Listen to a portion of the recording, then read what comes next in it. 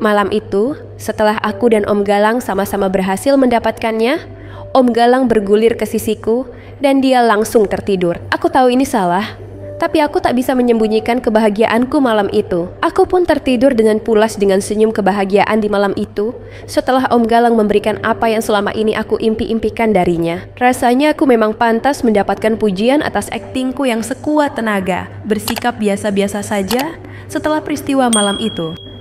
Keesokan harinya, kami bersikap seolah tak terjadi apa-apa, malah terlalu biasa. Sampai-sampai aku sedikit kesal dengan kepura-puranya Om Galang karena menganggap peristiwa yang bagiku sangat penting itu terlihat tak istimewa baginya. Hatiku merasa sedikit terluka. Mungkin bagi Om Galang, apa yang kami lakukan semalam hanyalah sebatas iseng belaka.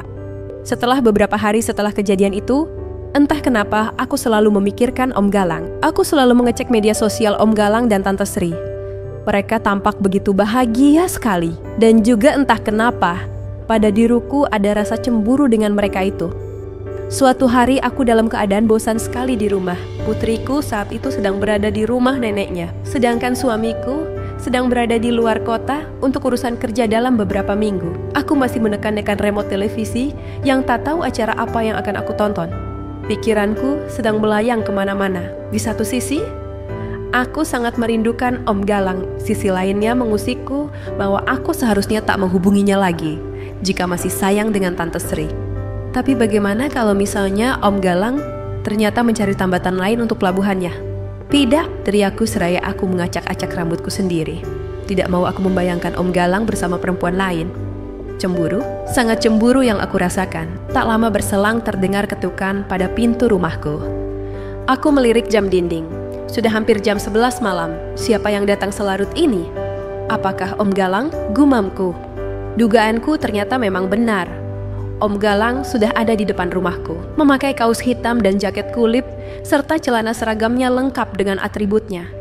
Dan tak ketinggalan sepatu Lars Barat hitam miliknya. Aku tidak bisa menebak, apakah Om Galang yang tampak tegap ini sedang bertugas atau tidak. Om, masuk Om, ucapku mempersilahkannya untuk masuk dengan kalimat yang sangat tidak antusias. Om Galang pun merasakan sikapku itu. Ada apa Om Galang? Malam-malam datang ke sini, tanyaku sedikit cuek. Tidak ada apa-apa, lagi pengen kesini saja, jawab Om Galang.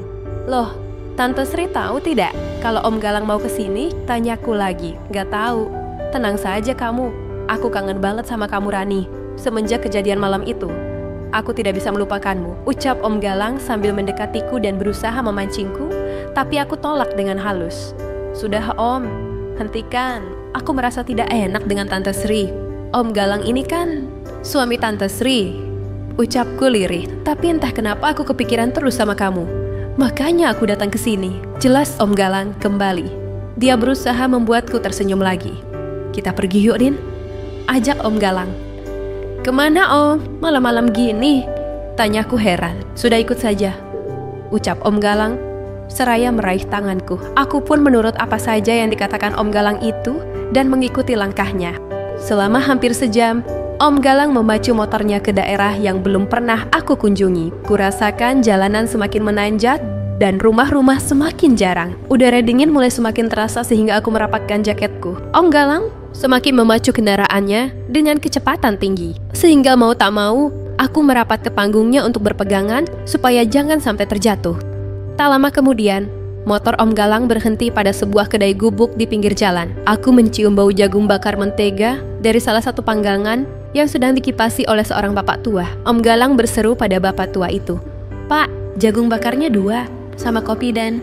"Kamu mau kopi Rin?" tanya Om Galang padaku. Aku menggeleng, karena aku bukan seorang penikmat kopi. Tapi tadi aku lihat ada kalimat bandrek pada sebuah papan berisi tulisan menu yang disediakan. Jadilah aku memilih bandrek. "Bandereknya 1 Pak," ujar Om Galang. Si bapak tua itu mengangguk. Entah mengapa pada wajahnya seperti sedikit terlihat cemas. Dari tadi dia mencuri-curi pandang padaku. "Yuk Rin," ajak Om Galang. Aku mengikutinya, berjalan masuk ke dalam pondok bambu itu. Rupanya di dalam pondok bambu itu terdapat tempat lesehan memanjang yang langsung berbatasan dengan tebing curam dengan bukaan jendela yang juga memanjang. Pembeli jagung bakar yang menikmati hidangannya mendapatkan pemandangan alam yang menakjubkan, kelap-kelip lampu kota di kejauhan. Aku pun mau tak mau menarik napas melihat pemandangan indah itu. Ah, Om Galang, bisa saja dia mengajakku ke tempat yang romantis seperti ini. Di dalam yang 4 lesehan itu, ada 4 buah meja, 2 diantaranya ditempati oleh sepasang kekasih dan 3 orang pria pengendara yang sepertinya beristirahat dari perjalanan panjang. Aku benar-benar terpesona oleh pemandangan kota di lembah bukit kejauhan, sehingga aku mengabaikan keberadaan Om Galang selama beberapa saat sampai dia menegurku. "Jadi, kenapa telepon saya nggak pernah kamu angkat, Rina?" Tanya Om Galang penasaran. Aku pun teralihkan dan menoleh pada Om Galang dan kembali menunduk murung. Kemarin itu, waktu Tante Sri menelpon, aku benar-benar merasa nggak enak, Om, ujarku. Om Galang mendengus sambil tersenyum. "Rina, Om kasih tahu ya, yang namanya berkeluarga itu selalu seperti itu. Kadang ada drama, tertawa, sedih, bahagia, termasuk putra atau putrinya sakit. Harusnya kamu gak usah ngerasa bersalah sampai segitunya," jelas Om Galang sambil terkekeh. "Nah, sekarang jadinya gimana? Kamu beneran gak mau ketemu Om lagi?" "Beneran?" tanya Om Galang mengembalikan topik pembicaraannya. Aku pun menunduk kembali. Sebenarnya aku masih ingin terus bersama Om Galang, tetapi pertentangan batin ini terus terjadi pada diriku. Aku meliriknya. Dia tampak lahap sekali menyantap jagung bakarnya sambil sesekali menghirup kopinya. Om Galang tampak tenang. Tenang saja, seolah kejadian kemarin itu tak mempengaruhinya sama sekali. "Om," panggilku. "Makan jagungnya, Rin. Bandreknya juga jangan sampai dingin. Anget-anget di gunung gini enaknya minum. Selagi panas-panasnya," sarang Om Galang. Aku pun membatalkan pertanyaanku dan menyeruput bandrek yang sudah ada di hadapanku. Hangat dan nikmat sekali rasanya. "Jadi gimana?" tanya Om Galang lagi. "Ya sudah, kalau Om Galang gak keberatan, ya aku mau terus bisa ketemu Om," ujarku sambil berusaha menahan senyumku. "Gitu dong, Om kan bakalan kangen sama kamu kalau kamu gak mau lagi sama Om," ledek Om Galang. Aku tersenyum lebar. Mendadak perutku menjadi lapar karena bahagia. Aku pun menyantap jagung bakarku itu. Enaknya. "SST, Rin, sini," kata Om Galang memberi kode padaku agar mendekat. "Ada apa, Om?" tanyaku heran. "Om lagi kepingin nih," bisik Om Galang pelan. "Ih, jadi gimana dong? Mau pulang sekarang?" tanyaku. "Nggak usah sayang, di sini saja," ucap Om Galang dengan serius. "Hah?" Aku pun jadi heran. Sambil melihat ke sekeliling, barulah aku sadari ternyata ada beberapa pasangan muda-mudi yang masuk ke sebuah pintu di dekat meja lesehan. Aku pun melongok mencoba mengintip. Rupanya ada beberapa kamar dari bangunan dinding permanen beberapa puluh meter dari pondok itu. "Ada kamar di sini, Om. Tapi apakah aman?" tanyaku khawatir. Om Galang mengangguk dengan mantap. "Om sudah tahu tempat kayak apa di sini ini. Yuk kita keluar dulu," ajak Om Galang. Aku pun mengikutinya dan bangkit dari lesehan menuju halaman luar. "Sorry, Rin," bisik Om Galang. Sebelum aku sadari akan apa yang hendak Om Galang lakukan, tiba-tiba dia menekan telapak tangannya tepat pada lambungku hingga aku tiba-tiba merasa mual. "Hoik, apa-apaan sih, Om?" protesku sambil memegangi perutku yang sakit. Untung saja makanan dan minuman yang tadi aku makan tidak sampai keluar. "Pak, istri saya ini kayaknya masuk angin. Kalau saya bawa turun dia bisa tambah sakit. Saya pakai kamar 1 di sini ya," ucap Om Galang pada bapak tua yang sepertinya curigaan banget, yang kini semakin tampak khawatir. Om, masih ada kamar kosong gak ya?" gumamnya ragu. Seolah tak rela Om Galang menyewa kamarnya. "Saya yakin masih ada dan aman sampai pagi," sahut Om Galang sambil bertolak pinggang sehingga menyikap jaketnya dan memperlihatkan sabuk senjatanya. Melihat itu si bapak tua langsung menghampiri Om Galang. "Oh iya, ada Pak. Mari saya antar," ujarnya gugup sambil berusaha bersikap ramah. Om Galang melirikku dengan penuh senyum kemenangan. Aku memalingkan wajah, berusaha menyembunyikan tawaku. "Mari saya antar," ujar si bapak tua. Kami pun mengikutinya dari belakang. Bapak itu mengantar kami pada kamar paling ujung. Om Galang mengeluarkan dompetnya dan mengambil 2 lembar 100 ribuan dan menyerahkannya pada si bapak itu. "Santai saja, Pak. Tenang saja." Nggak usah," tolak si bapak seperti ketakutan. "Ambil saja, Pak. Sekalian bayar jagung bakar tadi ya," kata Om Galang sambil menyodorkan uangnya. "Nggak usah, Pak. tolak si bapak makin memaksa. "Udah ambillah," ucap Om Galang yang gemas menarik tangan si bapak dan menyempalkan uang itu pada genggamannya. "Mama kasih pak," kata si bapak itu sambil membungkuk-bungkuk.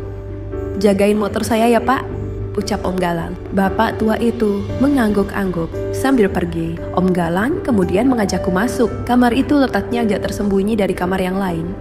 Tapi tampaknya kamar itu paling luas dan paling bagus di antara kamar lainnya. Entah apa penyebabnya, tapi udara di dalam kamar lebih hangat dari udara dingin pegunungan di luar. Ada sebuah tempat tidur ukuran queen size dengan spray putih bersih dan sebuah meja berisi 2 botol air mineral dan cermin. Aku pun melepas jaketku.